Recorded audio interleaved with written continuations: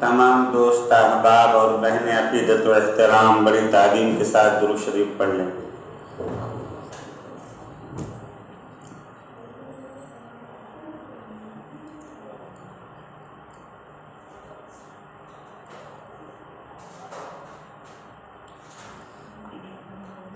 الحمدللہ کفا وسلام علی عبادہ الذین اصطفى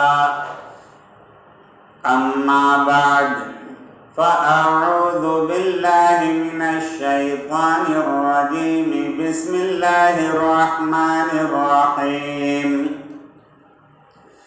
وَلِلَّهِ عَلَى النَّاسِ حِجُّ الْبَيْتِ مَنِ اسْتَطَاعَ إِلَيْهِ سَبِيلًا وَقَالَ تَعَالَى وَأَتِمُّوا الْحَجَّ وَالْعُمْرَةَ لِلَّهِ۔ بزرگان محترم، میرے پیارے بھائیوں، پیاری بہنوں، آپ کے سامنے قرآن مقدس کی چند آیات تلاوت کی گئیں۔ اس آیت کریمہ میں اللہ رب العالمین نے حج کی فرضیت کو بیان فرمایا ہے، اور چونکہ یہ مہینہ شوال کا مہینہ شروع ہوتے ہی حج کے مہینے شروع ہو جاتے ہیں، تو اسی مناسبت سے یہ آیت پڑھی گئی۔ میرے پیارے بھائیوں، حج اسلام کے ارکان میں سے اہم رکن ہے۔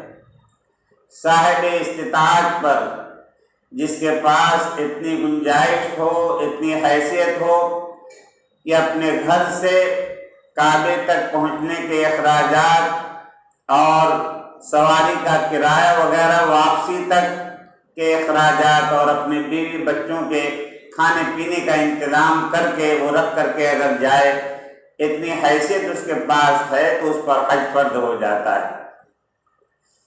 میرے پیارے بھائیوں، بزرگوں اور دوستوں، حج یہ بہت اہم فریضہ ہے۔ یہ اللہ تعالیٰ کی طرف سے ایک دعوت ہوتی ہے۔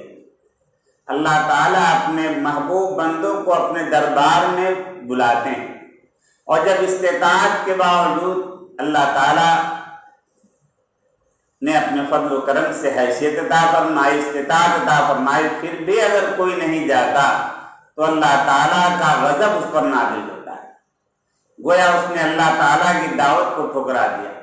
حالانکہ پروردگار عالم خود ہی انتظام کر رہے ہیں، دیا ہوا مال اللہ کا، پھر اللہ تعالیٰ کہتے ہیں کہ میں آنے جانے کا خرچے کا انتظام میں کرتا ہوں، سارے انتظامات میں کرتا ہوں، اور پھر بھی میری دعوت پر میرا بندہ میرے دربار میں نہیں آتا تو ناشکرہ کہلاتا ہے۔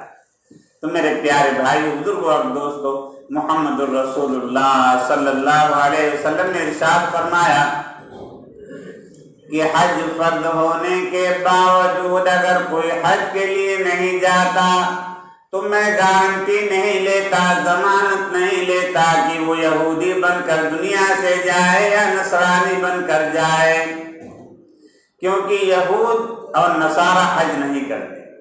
اس لیے حدیث میں یہ بیان کیا گیا کہ وہ گویا استطاعت کے باوجود حج نہیں کیا، اس نے اللہ کی نعمت کو ٹھکرایا، اللہ تعالیٰ جو ہے اس سے ایمان سلب کر لیتے ہیں۔ یہ بڑے ڈرنے کی بات ہے۔ الحمدللہ اللہ کا فضل ہے، احسان ہے کہ ہمارے علاقے میں بیچارے غریب لوگ، بنکر لوگ محنت مزدوری کر کے کوشش کرتے ہیں کہ حج کے لیے چلے جائیں، اور جا رہے ہیں الحمدللہ۔ اتنی بڑی تعداد میں ہماری بستی سے لوگ جاتے ہیں، یہ اللہ کا شکر احسان ہے۔ لیکن عام طور سے شہروں میں جو بڑے بڑے مالدار امیر کبیر ہوتے ہیں، وہ حج کی توفیق نہیں ہوتی ان کو، عمرے پر عمرہ کرتے رہتے ہیں، چلے جاتے ہیں، کیونکہ حج میں مجاہدہ زیادہ ہے، مشقت زیادہ ہے، حج کے لیے نہیں جاتے۔ اور جیسے ٹورسٹ ٹور پر جاتے ہیں، ایسی پکنک بنانے کے لیے حج کے لیے چلے گئے، کوئی ثواب وہاں نہیں ملتا۔ تو میرے پیارے بھائی، میں آپ کو بتا رہا ہوں کہ میرا ایک مرید وہ جس کے 500 سے زیادہ ملازمین لندن کے اندر، اتنی بڑی فیکٹری اس کی کپڑے کی. تو اس کے اندر جو ہے میں نے اس سے پوچھا کہ ارے تم نے، میں نے اس کو حاجی کہہ کر پکارا کہ میں نے کہا کہ حاجی کاشف صاحب آپ خیریت سے ہو؟ حالانکہ مرید تھا وہ، تو اس میں کوئی حرج کی بات نہیں. باپ جو ہے اپنے بیٹے کو مولانا کہہ کر پکار دیتا ہے. اس سے کیا ہوتی ہے؟ ایک دعا ہوتی ہے، ایک دعا نیک فال اس کے لیے. تو اس نے فوراً جھٹ اللہ تعالیٰ کہلوا دیتے ہیں، ورنہ میں تو نہیں سمجھ پاتا. اس نے کہا کہ حضرت ابھی میں نے حج نہیں کیا ہے. اب میں نے اس کو لتاڑا، میں نے کہا کہ محمد تم کو شرم نہیں آتی؟ تم اتنی بڑی فیکٹری لے کر کے بیٹھے ہوئے ہو، تم کو تو ہر سال حج کرنا ہے. تو حج فرض بھی تم نے ابھی تک نہیں ادا کیا. تاکہ عمرے میں نے جو ہے تقریباً 50 سے زیادہ کر لی. میں نے کہا کہ وہ عمرہ تمہارا جو ہے قبول نہیں ہوا، تم پکنک منانے کے لیے جا رہے ہو. میں نے کہا کیسے حج کیا؟ کہا کہ چائنا جاتا ہوں تو جدے ہو کر چلے جاتا ہوں، امریکہ جاتا ہوں تو جدے ہو کر چلے جاتا ہوں. میں نے کہا یہ حج نہیں ہے تمہارا. ٹرکی جاتا ہوں. میں نے کہا تم بزنس کا تمہارا سفر ہوتا ہے تو سعودی حکومت کی طرف سے قانون ہوتا ہے کہ سعودی حکومت میں جو سفر کرتے ہیں 3 دن کا اسٹے وہیں ایئرپورٹ ہی پر ان کو ویزا مل جاتا ہے عمرے کا. لیکن یہ بزنس مین کے لیے. تو میرے پیارے بھائی بزرگ اور دوستو، یہی دیکھیے. اور میں نے کہا کہ دیکھ آئندہ اگر تم نے نہیں کیا تو میں تمہارے یہاں آؤں گا نہیں. الحمدللہ اس نے اسی مجلس میں عہد کر لیا کہ حضرت کچھ بھی ہوگا، کتنا ہی کاج میں اکیلا ہوں، میرا کوئی بھائی نہیں ہے، فیکٹری کو کون سنبھالنے والا ہے. اس وجہ سے میں نے کہا تو فیکٹری بند کر کے جا، یہ سب یہی چھوڑ کر کے جائے گا. کس کے لیے کما رہا ہے، کس کے لیے جمع کر رہا ہے، سب یہیں چھوڑ کر جانا. تو الحمدللہ اس نے حج کر لیا. اب جو ہے اس نے مسئلہ مجھ سے پوچھا کہ حضرت میں تھوڑا کم وقت میں حج سے واپس آ جاؤں. میں نے کہا کہ حضرت تم حج سے 5 دن میں واپس آ جاؤ. تم حج کر لو گے 5 دن میں، تمہارے اوپر ذمہ داری ہے سب. کیونکہ معاملہ ایسا ہوتا ہے کہ آج کل دیانت نہیں ہے، سارا معاملہ ٹکٹ بکٹ سب کر دیتے ہیں. تو بیچارہ کہنے لگے میرے ماں باپ بھی ہیں، بیچارے کمزور ہیں، میں 5-6 دن میں. میں نے کہا کہ ٹھیک ہے 7 دن کی گنجائش نکال تو 7 دن میں واپس آ جاؤ. 3 دن میں تمہارا حج ہو جائے گا. 1 دن مکہ مکرمہ اور 1-2 دن جو ہے وہیں مکے میں زیادہ گزار لینا. تو میرے پیارے بھائیوں بزرگوں اور دوستوں، یہ بڑی عبرت کی بات ہے. اور میں تو بڑا خوش ہوتا ہوں اس معاملے میں اپنے دیار کے لوگوں کو دیکھ کر کے. مئو ہے، پورا معروف، اعظم گڑھ کے لوگ بیچارے قرض لے کر کے بھی چلے جاتے ہیں، اور اولادیں بھی جو ہے ماں باپ کو حج کرانے کے لیے مدد کرتی ہیں. یہ بڑی سعادت کی بات ہے. لیکن دوسری جگہوں پہ سارے اسباب مہیا ہیں، فیکٹریاں ہیں، کاروبار ہے، بزنس ہے، عمرے کو عمرہ کر رہے ہیں، حج کے لیے نہیں جا رہے ہیں. تو میرے پیارے بھائیوں، یہ جو حدیث ہے کہ میں نہیں گارنٹی لیتا، ضمانت لے گا کہ وہ یہودی بن کر کے جائے گا دنیا سے یا نصرانی. کیا مطلب یہ ہے کہ موت کے وقت ایمان سلم ہے. ایمان سلم ہو گیا، اب ٹھیک ہے یہودیت پر چلا جا. یہودی بھی حج نہیں کرتے، نصارہ بھی حج نہیں کرتے، تم بھی جو ہے انہی میں جو ہے. تو میرے پیارے بھائی، اللہ تعالی ہمارے ایمان کی حفاظت فرمائے. حضور پاک محمد رسول اللہ صلی اللہ علیہ وسلم نے فرمایا کہ ایمان کو جو ہے بچا کر موت تک لے جاؤ. یہی باتیں ہیں کہ آدمی کوئی ایسا برا عمل نہ کرے، بہت بڑا گناہ ہے. اللہ تعالی ہمیں تقوی والی زندگی نصیب فرمائے. علی ابن موفق بہت بڑے محدث، بہت بڑے ولی کامل گزرے ہیں. انہوں نے 55 حج پیدل کیے، اور وہ 60 حج پیدل کیے. اور جب 60 حج پیدل کیے تقریباً جوانی سے شروع کیا تھا. انہوں نے اندازہ یہ ہے 80 سال کی عمر ہوگی ان کی. تو جب 60 حج پیدل کر لیے تو بیمار تھے بیچارے، بڑھاپے کا عارضہ، کمزوری اور بدن میں درد. انہوں نے ارادہ کر لیا کہ چلنے پھرنے سے بھی میں معذور ہوں، زیادہ چل نہیں سکتا، پیدل حج کر رہے ہیں. 60 حج پیدل کیے. پھر انہوں نے ارادہ کر لیا کہ اس سال میں اب حج کے لیے نہیں جاؤں تو کیا حرج ہے، سب 60 سال میں نے پیدل حج کیے، 60 حج کر لیے میں نے. رات کو جو سوئے ہیں اسی رات میں ان کو زیارت نصیب ہوئی، دیدار نصیب ہوا. خواب میں رب ذوالجلال خالق کائنات اللہ رب العالمین کو خواب میں دیکھا. پروردگار عالم نے ارشاد فرمایا، اے علی ابن موفق، تم نے 60 حج پیدل کیے تو تم اکتا گئے. ارے تمہیں کیا معلوم کہ میں جس سے محبت کرتا ہوں اسی کو اپنے دربار میں بلاتا ہوں، جس سے میں محبت کرتا ہوں اسی کو جو ہے اپنے دربار میں حاضری کی توفیق عطا کرتا ہوں۔ تو میرے پیارے بھائیوں، بزرگوں اور دوستوں، یہ بڑی سعادت مندی کی بات ہے۔ ہم لوگ جو ہے حج فرض نہیں ہے، اس سے پہلے ہی سے ہم جو ہے کچھ نہ کچھ انتظامات کرتے رہتے ہیں۔ ہمارے اکابر اولیاء کاملین اپنے مریدین جب ان سے کہتے حضرت دعا فرمائے مجھے حرمین کی حاضری نصیب ہو جائے، تو وہ کہتے کہ تم نے کچھ ابھی سے انتظام کیا ہے؟ کہا کہ حضرت ابھی تو کچھ نہیں۔ کہا کہ نہیں، یہ تمہاری نیت میں فطور ہے، کھوٹ ہے، ابھی سے تم تھوڑا تھوڑا انتظام کرو۔ یہ تانی پیچھے جو آپ کو پیسہ ملتا ہے اسی میں سے 100-200 نکال کر کے ایک طرف رکھ دو، جتنی گنجائش ہو آپ کی اتنا نکال کر کے رکھ دو۔ ایسے ہی نکالتے رہو، جب تمہاری طرف سے جو ہے پیش قدمی ہوتی ہے، جب تم قدم بڑھاتے ہو، تم ارادہ کرتے ہو، اللہ تعالیٰ غیب سے انتظام فرما دیتے ہیں۔ اور جب اپنی طرف سے کچھ ارادہ ہی نہیں، یہ جو ہے پیسے کو نکال کر رکھنا، یہ ایک عزم ہے، ارادہ ہے حج کے جانے کے لیے۔ کیونکہ ہم نے والد مرحوم محدث اعظم مولانا عبدالجبار صاحب رحمۃ اللہ علیہ کو ہم نے دیکھا کہ بڑا وہ نوٹ خوب چوڑا، اتنا بڑا چوڑا ہوتا تھا اس کو اتنا بڑا نوٹ ہم نے 100 کا دیکھا ہے، آپ لوگوں نے بھی دیکھا ہوگا، اتنا بڑا بہت، اور لوگوں کے پاس جو ہے وہ بھیجتا ہی نہیں تھا، جس کے پاس جاؤ کوئی بھیجانے کے لیے تیار نہیں۔ غربت کا زمانہ تھا۔ وہ والد صاحب رحمۃ اللہ علیہ کو میں نے دیکھا کہ اس کو نکالتے، کبھی رکھتے نکالتے، ہم کہتے کہ ابا ذرا دیکھیں، ہم اس کو ہاتھ میں لے کر کے، کیونکہ 100 کا نوٹ کسی کے ہاتھ میں آتا ہی نہیں تھا، وہ تو ہم لوگ دیکھتے تھے اس کو جو ہے، اور کہتے تھے کہ بیٹا میں حج کے لیے پیسہ جمع کر رہا ہوں، تھوڑا تھوڑا پیسہ تنخواہ میں سے جو ہے نکال کر کے رکھتے تھے۔ اور پھر اللہ تعالیٰ نے جب حج کا سلسلہ شروع کیا ہے، ہر سال حج کے لیے اللہ نے اپنے دربار میں بلایا۔ تو میرے پیارے بھائیوں، بزرگوں اور دوستوں، جب تڑپ ہوتی ہے، دل میں جو ہے ایک کسک ہوتی ہے، تو اللہ تعالیٰ اسباب مہیا فرما دیتے ہیں۔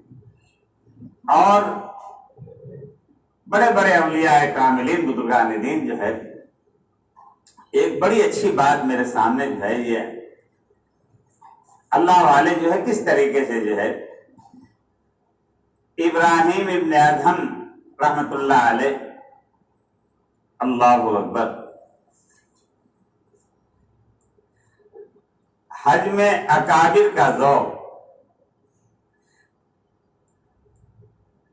علامہ زمخشری رحمت اللہ علیہ جنہوں نے تفسیر کشاف لکھی ہے، وہ جب حرم شریف کی زیارت کے لیے گئے تو بیت اللہ شریف میں ان کا اتنا وقت گزرتا تھا کہ عرب کے لوگوں نے ان کا نام جار اللہ رکھ دیا، یعنی اللہ تعالیٰ کے پڑوسی، یعنی ہر وقت جو ہے ضروریات سے فارغ ہونے کے لیے، قضاء حاجت کے لیے باہر نکلے اور فوراً اندر چلے گئے، باہر نکلے۔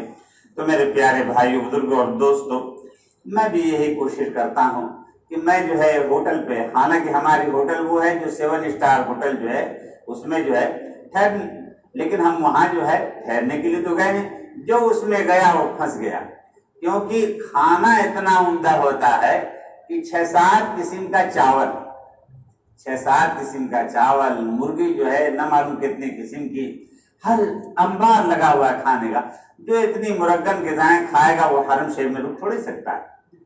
ہم نے اپنا معمول کیا بنایا کہ وہ چھوٹی چھوٹی دکانیں جو چائے کی ہیں، وہ عرب لوگ بدو روٹی پھاڑ کر کے اس میں سبزی بھرتے ہیں، سبزی بھر کے اسی کو ہم نے کھایا 2 ریال کی وہ، اور ایک جو ہے کالی چائے پی اور حرم میں گھس گئے۔ نہ پیٹ خراب، نہ کوئی قبض، نہ کوئی ری خارج ہونے کا تقاضا، نہ استنجے کا تقاضا، بس اندر چلے گئے۔ بس جب ضرورت پڑی وضو کرنے کے لیے، استنجے کے لیے، فوراً آئے، پھر فوراً حرم شریف میں داخل ہو گئے۔ رات کو جو ہے 12 بجے کے قریب تھوڑی دیر کے لیے جو ہے ہم اپنے ہوٹل میں داخل ہوئے، اور یہ مجبوری بھی تھی کہ جس ہوٹل میں ہم رہتے تھے اس میں سارے بدعتی قبر پجوات تھے، سب اس میں سب مذاق اڑاتے تھے، لیکن الحمدللہ چند دنوں کے بعد جو ہے وہ بدعتی سارے کے سارے مرید ہو جاتے۔ ہر سال کا معمول۔ میں نے کہا پیر عبدالفقار صاحب نقشبندی دامت برکات ان سے کہ حضرت بڑی کڑوی نگاہوں سے سب دیکھتے ہیں یہ، اور بالکل بڑا مذاق اڑاتے ہیں۔ کہا کہ نہیں اسی میں آپ کو آنا ہے، آپ کو اسی میں آنا ہے۔ ارے وہ لوگ تو اتنے بدبخت ہیں کہ اذان ہوتی ہے مسجد حرام میں اذان ہوتی ہے، ایسے بھاگتے ہیں مسجد حرام سے نکل کے جیسے شیطان بھاگتا ہے، نکلتے چلے جاتے ہیں۔ تو الحمدللہ جو ہے، لیکن ان کے اندر ایک بات ہے کہ تعظیم بہت کرتے ہیں، بزرگوں کی تعظیم بہت کرتے ہیں۔ ایک ہمارے مرید وہاں کے بمبئی وغیرہ کے کبھی ساتھ ہو جاتے ہیں، اکثر بمبئی کے اور بڑودا وغیرہ کے، تو بدعتیوں کو جو ہے ہمارے پیچھے وہ لگا دیتے ہیں، کہتے ہیں کہ حضرت سے دعا کر آپ تو تمہارا کام بن جائے گا، تمہاری کیا پریشانی۔ وہ جو میں نہیں سمجھتا تھا کہ آگے یہ میرے پیچھے کون لگ جاتے ہیں۔ جب میں حرم شریف سے رات کو آتا تھا تو وہیں جیسے ہوٹل میں داخل ہوئے تو سارے بدعتی ایسے ہاتھ رکھ کر کے جو ہے تعظیم سے سر جھکائے ہوئے، اور میں گزرتا جا رہا ہوں، سب لوگ سلام کر رہے ہیں۔ ان کو تو ایسا پڑھایا جاتا ہے کہ تم جو ہے دیوبندی کو سلام کر لو گے تو تمہارا نکاح ٹوٹ جائے گا، لیکن اللہ تعالیٰ عظمت ڈالتے ہیں الحمدللہ۔ لیکن میں جو بھی کہیں کوئی بات کہنے کے لیے میں فوراً رک جاتا، پوری بات ان کی سنتا، اس کا بڑا اثر ان پر پڑتا، اور الحمدللہ آہستہ آہستہ ہر سال جو 400-500 بدعتی جو ہے جو حرم میں نماز نہیں پڑھتے تھے، ارے میں ان کو سمجھاتا تھا کہ میں ان سے یہ کہوں کہ حرم میں نماز پڑھو تمہاری نماز ہو جائے گی تو کبھی بھی تیار نہیں ہوں گی، کیونکہ ان کے علماء نے جو ان کو کوٹ کوٹ کر کے بھر دیا کہ تمہاری نماز ہوتی نہیں، یہ تو کافر لوگ ہیں، کافر کے پیچھے کیسے نماز ہوگی۔ تو میں ان سے کہتا ہوں کہ ارے حرم شریف سے نکل کے تم لوگ کیوں جاتے ہو، نماز پڑھ لیا کرو، پڑھ کے پھر لوٹا لیا کرو، لوٹا لیں گے تو نفل ہو جائے گی، کم سے کم پڑھنا تو شروع کریں۔ لیکن الحمدللہ پھر میں نے ان سے کہا کہ آپ لوگ سمجھتے ہیں کہ حضور جو ہے حضور کی منشا کے خلاف کوئی جو ہے کافر یہاں امامت کر ہی نہیں سکتا، تو اللہ کے لاڈلے پیغمبر ہیں۔ میں نے کہا کیسے، تو آپ لوگ تو یہ کہتے ہیں کہ حضور جو ہے مختار کل ہیں۔ میں نے کہا پھر کیسے جو ہے جب مختار کل ہیں تو کیسے جو ہے مطلب کافر کو امامت کے لیے کھڑا کرتے تھے۔ تو الحمدللہ آہستہ آہستہ جو ہے وہ اسلام میں پھر مسجد حرام میں نماز پڑھنے کا ان کا مزاج بن جاتا تھا۔ میرے پیارے بھائیو، بزرگوں اور دوستوں، دیکھیے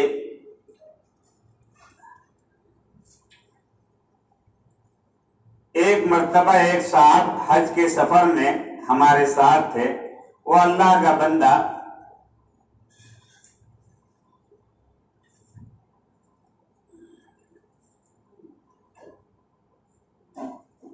یہ زیادہ بہتر ہے، جلدی سے کیوں وقت کم ہے۔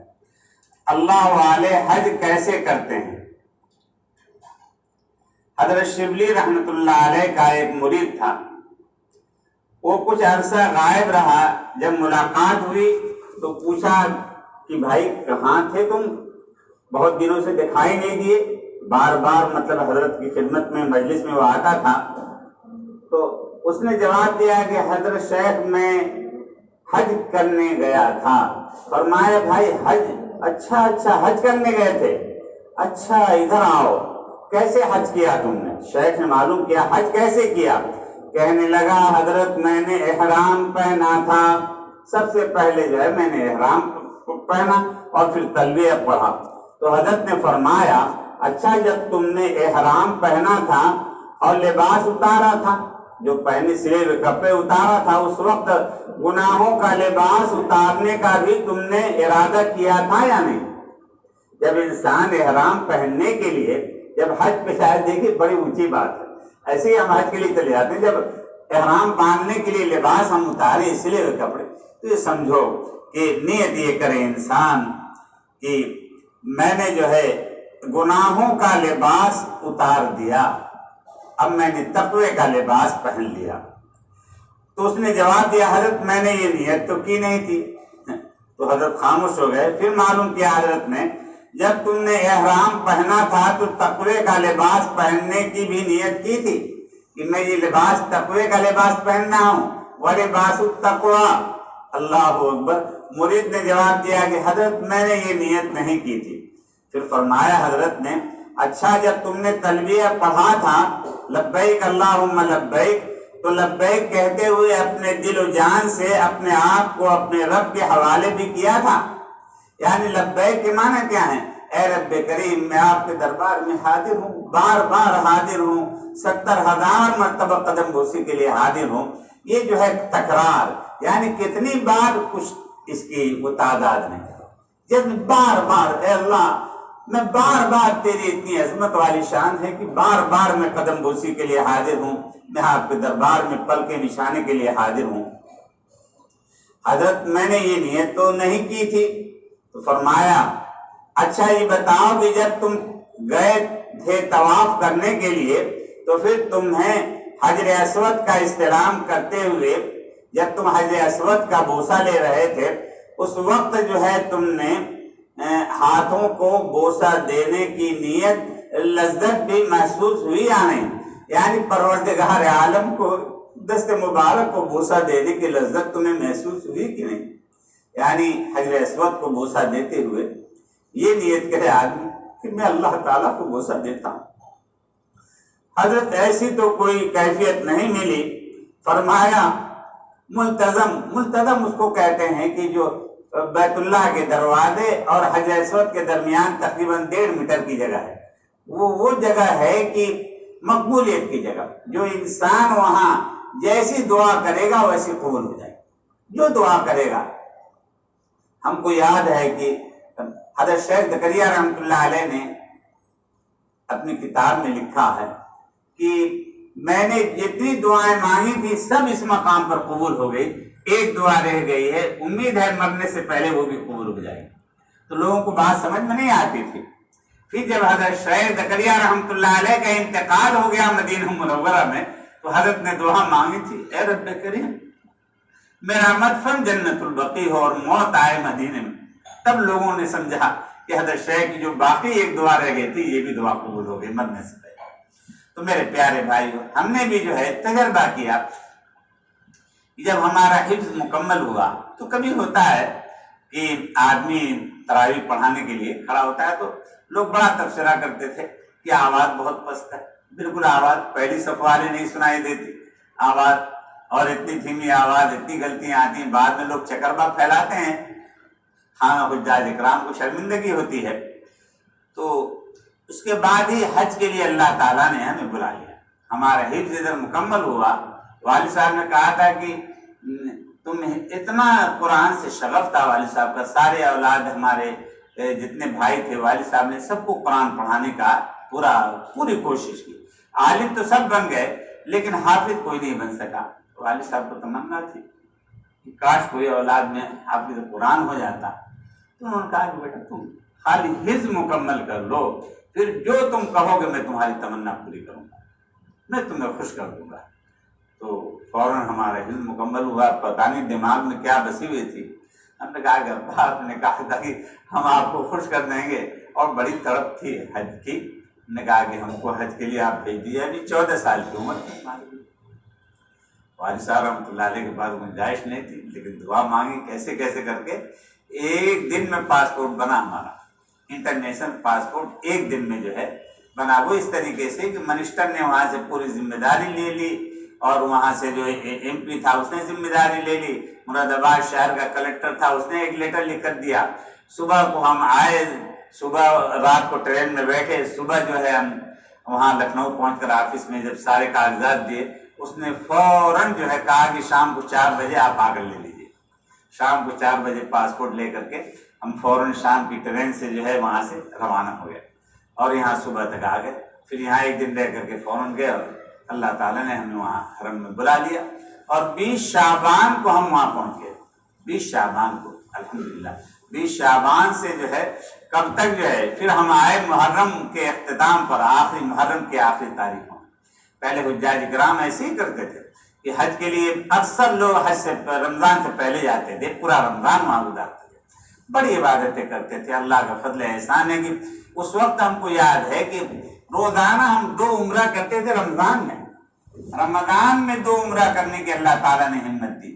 ایک جو ہے تقریباً جارانہ، وہ جو ہے تقریباً 22-23 کلومیٹر پر ہے، وہاں جاتے تھے روزانہ تراویح کے بعد، اور احرام باندھ کر کے صفا مروہ کی سعی کرتے تھے، طواف کرتے تھے، پھر اس کے بعد شہری تک جو ہے پوری رات عبادت میں، پھر صبح جو ہے مسجد عائشہ چلے جاتے تھے، اور تقریباً جو ہے 100-125 طواف جو ہے روزانہ ہو جاتا تھا۔ تو جیسی صحبت ملتی ہے اللہ تعالیٰ ویسے ادا کرا دیتے ہیں۔ اب یہ حال کی بات ہے کہ ایک آدمی مجھ کو بھیونڈی کے مل گئے، कैसी सोबत होती। उन्होंने कहा कि हजरत देखिए आप तो बुजुर्ग हैं, आलिम हैं, लेकिन बेदबी हम पूरे सफर हज में रोजा रखेंगे। तो मेरे दिल पे चोट लगी कि एक आम आदमी एक आम आदमी है, एक ताजिर आदमी है, इसका ऐसा जज्बा। अल्लाह अकबर। हमने भी उसी वक्त इरादा कर लिया। इत्तेफाक की बात है कि कभी हम हज कमेटी से नहीं जाते थे, उस साल हज कमेटी से गए तो उनसे मुलाकात हो गई, ये फायदा हुआ।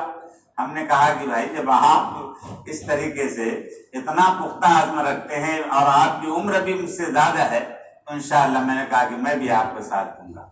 अल्हम्दुलिल्लाह उनके साथ है। बल्कि जो मक्का मुकर्रमा से मदीना मुनव्वरा सफर होता है वो बड़ी सख्त गर्मी में होता है, लेकिन अल्हम्दुलिल्लाह वहाँ 15-16 घंटे में, कभी 24 घंटा भी लग जाता है पासपोर्ट जमा करने में, लिखत पढ़त करने में।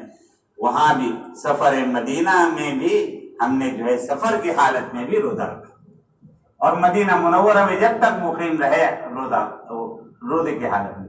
तो हमको जितना उस सफर हज में मजा आया सादगी में, जो 7 स्टार होटल में ठहरते थे वो सब भूल गया। हमने कहा कि सबसे कीमती हज तो ये हुआ कि हज कमेटी से गए, आम लोगों के साथ ठहरे। एक आम आदमी की तड़प की वजह से मेरे अंदर भी जज्बा पैदा हुआ कि तमाम मतलब एक अय्याम जो है रोजे की हालत में, वहाँ एक रोजा 1 लाख रोजे के बराबर। अल्लाह को कोई ठिकाना है।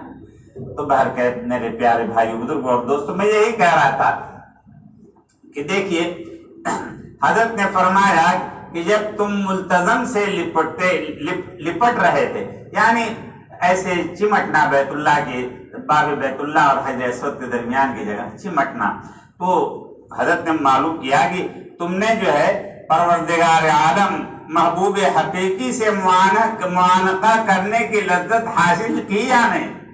यानी तुम जब मुआनका कर रहे थे तो तुमको तुम्हारे दिल में एक कैफियत पैदा होनी चाहिए थी कि मैं अल्लाह ताला से मुआनका कर रहा हूँ, अल्लाह की रहमतों से मुआनका कर रहा हूँ। उसने जवाब दिया मुरीद ने, हजरत ऐसी तो कोई कैफियत नहीं मिली। तो मेरे प्यारों में इसलिए कह रहा हूं कि जब आप हज में जाएं तो ऐसी कैफियत कम से कम नियत करिएगा, इरादा करिएगा। ये तमाम बड़ी ऊंची बातें हैं। फरमाया अच्छा ये बताओ कि जब तुम गिलाफ काबा को पकड़ कर दुआएं मांगी तुमने, तो क्या तुम्हें महबूब के दामन को पकड़ के अपनी आरज़ू पेश करने की कैफियत मिली थी या नहीं।